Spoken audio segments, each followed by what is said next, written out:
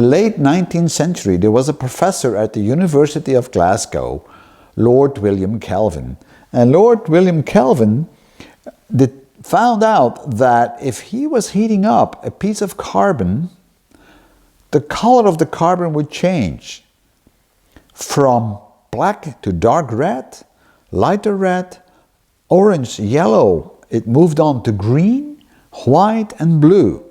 So basically, the warmer the piece of carbon became, the cooler the light started to look like. Because we as humans, we experience blue as something cold, and orange and red, we see that as something warm. Well, that's not the reality, because yellow and orange are actually produced by lower temperatures. So this professor mapped the colors towards degrees Kelvin. It's a scale, and the scale is named to him. And actually you can say that if you deduct 273.15 from the degrees of Kelvin, you have the amount of degrees in Celsius. But anyway, that's a lot of mathematics, and we're not going to get into that. So let's get back to photography. So if we were to take a picture besides a candle, and our camera would be on a white balance for daylight, the picture would be kind of orange, wouldn't it not be?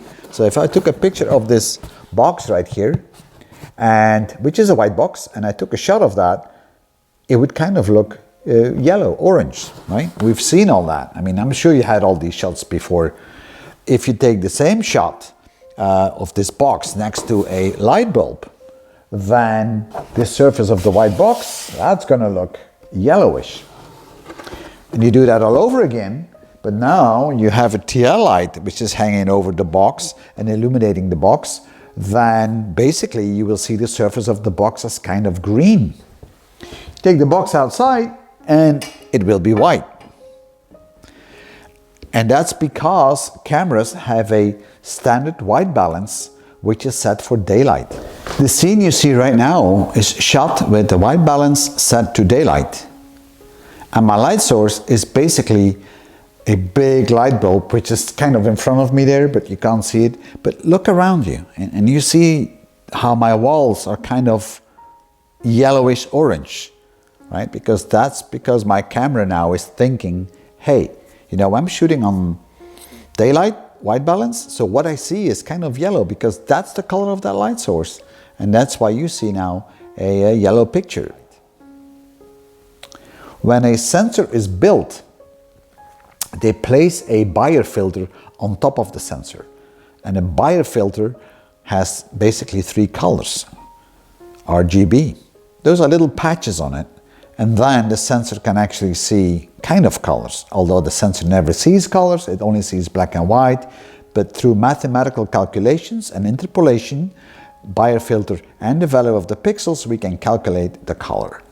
Now, that's all hunky-dory, but yeah, how does it really work? Well, when the camera is built, they actually calibrate the software inside the camera. And the calibration is done by a gray card. Now, this is a gray card, and it's 18% gray. It's your midtones. And it's 18% gray under normal daylight conditions. So daylight is 5,300 degrees Kelvin, and that's when it's gray. So basically, they take a shot of this gray card, and then they tell the camera, by the way, camera, if you produce a picture, an RGB file or whatever, you will display 18% gray, what that is. So then the camera is calibrated. But if you now take the picture with the camera, with another light source like the candle, and we're trying to portray, you know, the box there, and we take the shot, then yes, this is yellow light, because that's what we know from the Kelvin scale, well, yellowish orange. And then the surface, which is white, will reflect the light back to the camera, and guess what? Your camera will see yellow light. And guess what? Then your final picture will look yellowish. The same thing is true for these bulbs. If you take the shot next to those bulbs, then this surface will look yellow. And that's because your camera is referencing the white balance to daylight. And that's a big problem. Now, of course, builders of cameras have overcome that problem. And what have they done?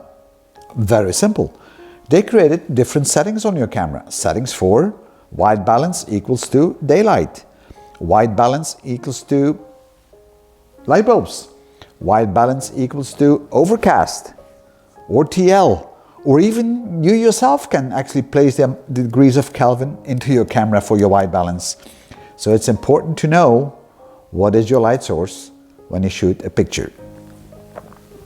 Now, I'm a bit surprised that nobody is really saying, yeah, but wait a minute, that doesn't make sense, because, you know, if I look on this box behind the candle, or if I look at this box over there, or even under the TL light, I always see it as white as a human. And you're right. As a human, we always see this box as white. And the same thing for snow. You go outside and it doesn't really matter how dark or what light source we have, on the condition that you don't have special filters on bulbs, of course. But we always see snow as white because we know snow is white. So our brain, which is a magnificent computer, can calculate this, and it makes sure that we have an automatic white balance. And that's also something that builders of cameras have done. They realized that fixed white balances, that's not that good. For non-experienced photographers, they want to make things easy for people to use. So they created an automatic white balance. It's a very complex calculation, and it's based on thousands and thousands of pictures that were taken before with that camera. But then it's kind of automated, and your camera will automatically adjust your white balance.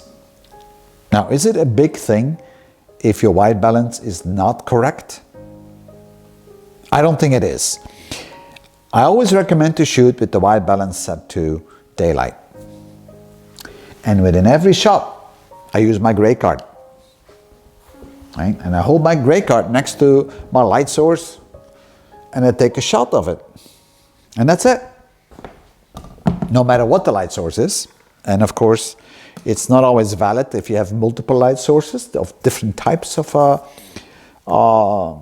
materials, candles or light bulbs or TLs and whatever. Then you have to be careful. If you have a mix of light sources, creating all different light temperatures, then the best thing to do is to look for the overwhelming light source.